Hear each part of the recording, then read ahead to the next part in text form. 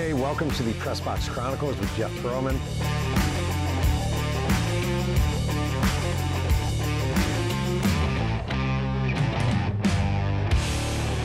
Hey, welcome to the Press Box Chronicles with Jeff Pearlman, the show where a very cranky, very middle-aged sports writer, that is me, who has seen it all, takes you behind the scenes and into the stories. I am your host, Jeff Pearlman.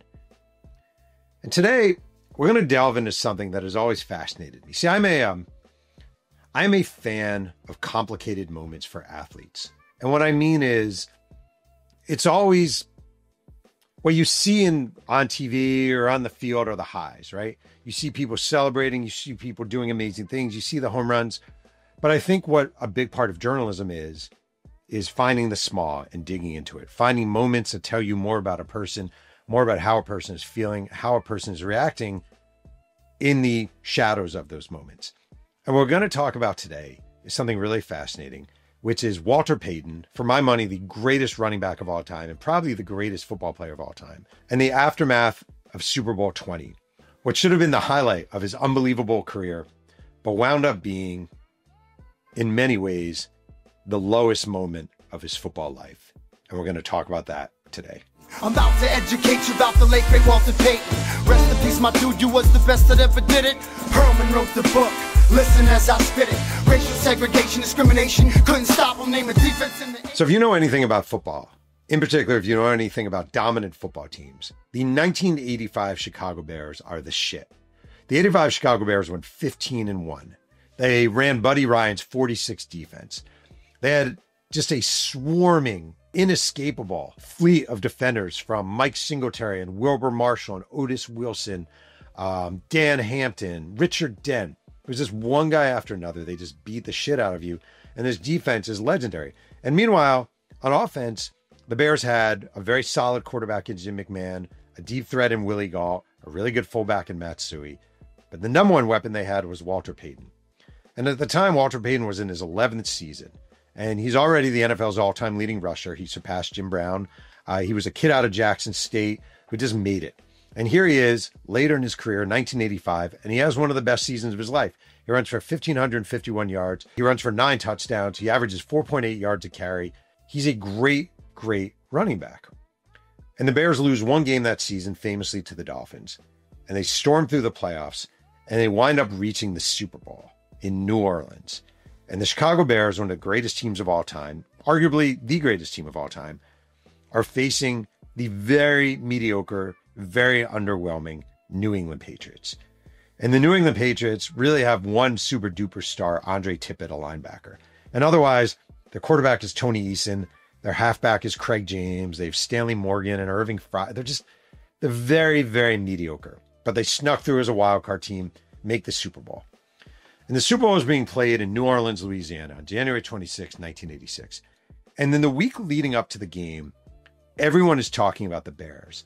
But what's interesting is almost no one's talking about Walter Payton. And this is something he felt throughout the season. The Bears, if you remember, famously did a song called the Super Bowl Shuffle. And it was a song celebrating their greatness. And Walter Payton had these lines. They call me sweetness, and I like rapping on the show. They call me sweetness, and I like to dance. Running the ball is like making romance. We had the Golston's training camp to bring Chicago a Super Bowl champ. We're not doing this because we're greedy. The Bears are doing this to feed the needy. Swanee, get out there, Super Bowl Shuffle. And it became this song, and it blew up, and it felt gimmicky. And Jim McMahon, the quarterback, was doing all these ads because he was a, quote, a rebel and, quote, a punk, and he had kind of a mohawk, and he was this wild and wacky guy. And Jim McMahon was getting a lot of endorsements. And they had a rookie defensive lineman, William the Refrigerator Perry, out of Clemson. And William Perry was adorably fat, and he was getting McDonald's endorsements and Coca-Cola endorsements. And the Bears were everywhere. They were appearing on late night shows, and they were getting ads. And somehow in it all, Walter Payton felt forgotten. And leading up to the Super Bowl, in the week before with all the hype, Walter Payton still felt forgotten. Everyone was talking about McMahon. Everyone was talking about Perry. Is William Perry going to score in the Super Bowl? What wacky thing is Jim McMahon going to do? Why is he always wearing sunglasses? Who dyes his hair? Blah, blah, blah, blah. All this bullshit, right? Nobody's talking about Walter Payton. And as the week goes on, Walter Payton is getting legitimately frustrated because Walter Payton is a great man. The NFL's Man of the Year is the Walter Payton Award, as it should be. He's a great man who believes in helping people, who is decent, who is kind. But Walter Payton also has an ego. And I wrote a book called Sweet News, Walter Payton's biography, and a lot of teammates were honest about it. Walter Payton had an ego. He needed to be appreciated. He needed to be loved. He wanted the spotlight. When he broke Jim Brown's record, he did this thing where all the media swarmed the field. And he was like, guys, get off the field, get off the field. There's video of him going, get off the field, get off the field. But guys told me, truly, he loved being surrounded by the media. And there's nothing wrong with that. That's what it is to be a star, especially in sports, especially back in the day. But in the lead up to this game, Walter Payton is frustrated that people aren't paying attention to him. They feel it's kind of like a has-been, that he's been around a long time. There are other stories. And the game arrives. And that morning, Walter Payton is eating his Raisin Bran at the team hotel in New Orleans. And he says to Willie Gault, a wide receiver, he says, I just have a feeling this is going to be a memorable, memorable day. And sadly, Walter Payton was very right. Walter Payton was his name. They should have paid him a ton for staying in the game, prancing on the lame, dancing to fame. And he once took second place on Soul Train. What? So Super Bowl 20 kicks off, and the Chicago Bears receive the ball first. And on the first play of the game, Jim McMahon takes a snap, hands off to Walter Payton. Walter Payton runs for 7 yards. All right, great. 7-yard game. Walter Payton. We're going. Second play of the game, another handoff to Walter Payton. And Walter Payton takes a handoff, and a Patriots player hits it out of him, and he drops it, and the Patriots recover. And the Patriots are going crazy. Let's go. Momentum. And Walter Payton, more than being sad and more than being disappointed, he's stunned. He's absolutely stunned. I just fumbled in the Super Bowl. Like, this is my great moment. And the Bears defense holds, but a couple minutes later, Tony Franklin, the Patriots kicker, kicks a field goal. And the Bears' stated goal throughout the week was, we're going to shut out the Patriots. We're not going to let them score a fucking point. Walter Payton fumbles deep in their own territory. Tony Franklin, Patriots are up 3-0. And Walter Payton is devastated. Truly, truly devastated. And the rest of the game is all Bears. The Bears wind up winning 46-10. It's one of the worst Super Bowls ever. It's boring. It's anticlimactic. The Patriots just have nothing. The Bears defense is destroying Tony Eason, their quarterback. They bench him. They put in Steve Grogan, the backup quarterback. They destroy him too. And Walter Payton is basically a non-factor. He gets 22 carries. He gains 61 yards. His longest run of the game is that first run for 7 yards. And the Bears start scoring at will. Jim McMahon runs for a touchdown. Jim McMahon runs for another touchdown. Matt Suey runs for a touchdown to fullback. They return an interception for a touchdown. And it's late in the game. It's a third quarter now. And the Bears are up big. And into the game comes William the Refrigerator Perry. And again, William the Refrigerator Perry was a very large guy. And funny, because by modern NBA terms, he would just be big. He wouldn't have been enormous. But back then, in the mid-'80s, he was enormous. And he wore number 72. And he had a gap tooth. And he had a very warm thing about him. A warm, innocent, small-town South Carolina thing about him. And the city of Chicago fell in love with him. In many ways, in a way, they never fell in love with Walter Payton. Like, they idolized Walter Payton. But William the Refrigerator Perry felt like a baby they had adopted. And Mike Ditka, the head coach of the Bears, sends the fridge into the game because during the season, the fridge became this thing. It became this fun little game where we're going to have him score. Our fattest guy on the team, we're going to line him up at fullback, and he's going to barge in. And one point during the year, they threw him a touchdown pass, and it became funny. And it'd be like, oh, the fridge is in the game. The fridge is in the game. It was almost like seeing a Smurf or Webster or something of the 80s, like the Alf doll. It was like really sort of cute and quaint. And they bring the fridge into the game, and McMahon hands him off to the fridge, and fridge plows in for a touchdown, and everyone goes crazy. Except for Walter Payton. And Walter Payton is starting to get really, really, really pissed. Because this was supposed to be his moment. He was the veteran Bear. He'd been there longer than anyone else. He'd been with the Bears when they were absolutely brutal. When they didn't have a quarterback who could do shit. When they were playing to half-empty stadiums. He was getting his ass kicked. He was getting beaten down. He was the only option the Bears had. And he had survived. And here he was. And now William the Refrigerator Perry, the novelty, is scoring a touchdown, not Walter Payton. And by the end of the game, as the clock is ticking down to this 46-10 Bears triumph. What should be the greatest moment of Walter Payton's career, at least on paper, the Super Bowl, the triumph, the Bears. They've never won a Super Bowl before. This is it. Walter Payton is devastated. And teammates are coming up to him. And they're like, Walter, man, it's okay. We won the Super Bowl. And Walter, don't worry about it. It's all good. And Walter, we wouldn't be here without you. And Walter, blah, blah, blah. But it doesn't matter to him. He knows how he feels. And how he feels is let down, is deserted, is disappointed, is insufficient. After the game, a lot of Bears players said, well, the Patriots were keying on Walter. That was the whole reason he didn't do that great. They were keying on him. And it was kind of an excuse. They weren't really keying on him. He just didn't have a great game.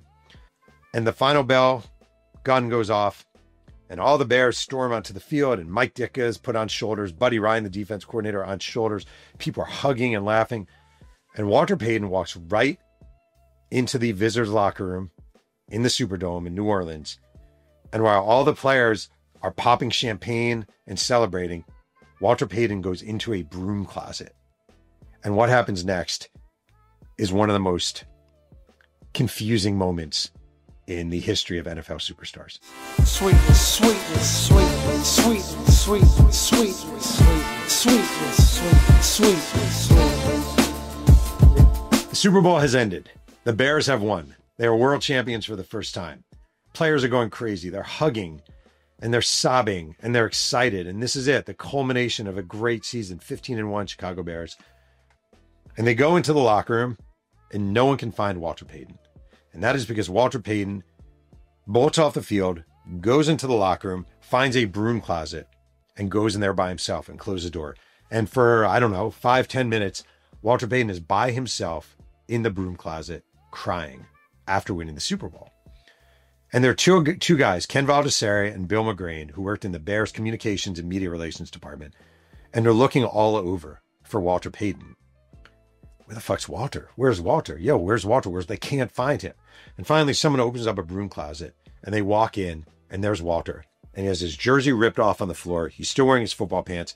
He has his pads on and that's it. And these are the same pads he wore since high school in Columbia, Mississippi. He had the same pads from then.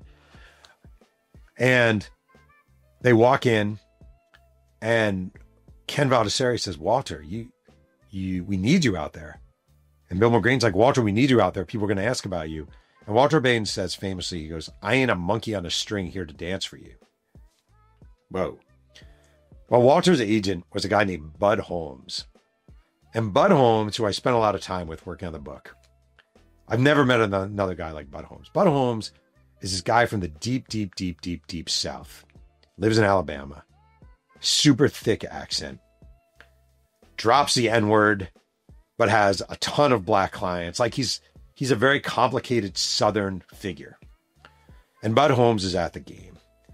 And one of the guys with the Bears says, we got to get Bud. And Bud Holmes walks into the broom closet. And Walter's basically like, I don't want to see you. And Bud Holmes is like, shut up and listen to me. And Walter's like, what? Because he did always listen to Bud Holmes. He had been rep by Bud Holmes from the time he was a rookie. What? Well, you listen to me. Right now, you have a choice. You can go out there and you can put a fake smile on your fucking face and you can say all the right things and you're going to be remembered as Walter Payton, the Super Bowl champion. All right, you can do that. Or you can sit here and cry in this broom closet and you're going to be remembered as a selfish SOB, the selfish son of a bitch who thought about himself over his team. And that will destroy your legacy, but it's up to fucking you, not me. And Bud Holmes walks out and he's pissed. And Walter Payton sits there. And he finally comes out. And Bob Costas is doing the interviews in the clubhouse, in the locker room after the game. And there's this famous interview that I've seen a million times that exists on YouTube of Walter Payton being interviewed by Bob Costas. Can you describe the feeling for you personally? Right now, it really hasn't sunk in. I don't feel anything. It's one of those things where when you have it in your mind for so long, what it would be like, and then after the actual event happens, it tends to take away from it. Right now, I'm still a little bumped and bruised from the game, and it really hasn't happened yet. And if you didn't know better, you might think, oh, he's just being contemplative. But in that moment, this is 2 minutes after he got his tongue lashing from Bud Holmes, and he's devastated. And in the aftermath of Walter Payton died in 1999 of bile duct cancer at age 46. And in the aftermath of his death, the Super Bowl was discussed over and over again. And Jared Payton, his son, who's a wonderful, wonderful guy, he still blames Mike Ditka for not having his dad score in the Super Bowl. And I actually hate Mike Ditka. I think Mike Ditka is one of the worst characters in sports. When my book came out, without reading it, he threatened to spit on me. It's kind of weird. I do not like Mike Ditka. But for years, Mike Ditka has absorbed blame for not getting Walter Payton a touchdown. And I think it's ridiculous. If you know NFL coaches, they're not thinking about getting a star touchdown in a game. They're thinking about winning a game. And even if you're up 46-10 or 39-10 or whatever it is, you're not thinking, oh, football just isn't that game. We're like, I need to get X player, X moment. It's just not that kind of thing. And I think Mike Ditka caught a lot of shit. And when someone dies, it's a lot harder to criticize them because you don't want to sort of speak ill of the gone. But I do think all those years later, sitting here now, I look at Walter Payton in that moment, and I think it was his smallest moment as a pro. That this should have been, you just won the Super Bowl. You've been waiting your whole life for this. You're known as a team player. And instead, you're in a broom closet in New Orleans, sulking, wondering how everything went so wrong. And to this day, when I think of Walter Payton and all the good things, I can't help but think about that moment and feel a little less about him. That is a wrap for this episode of Press Box Chronicles with Jeff Pearlman. Please leave a comment below on what stories you'd like to hear more about, or if there's a particular sports figure who interests you.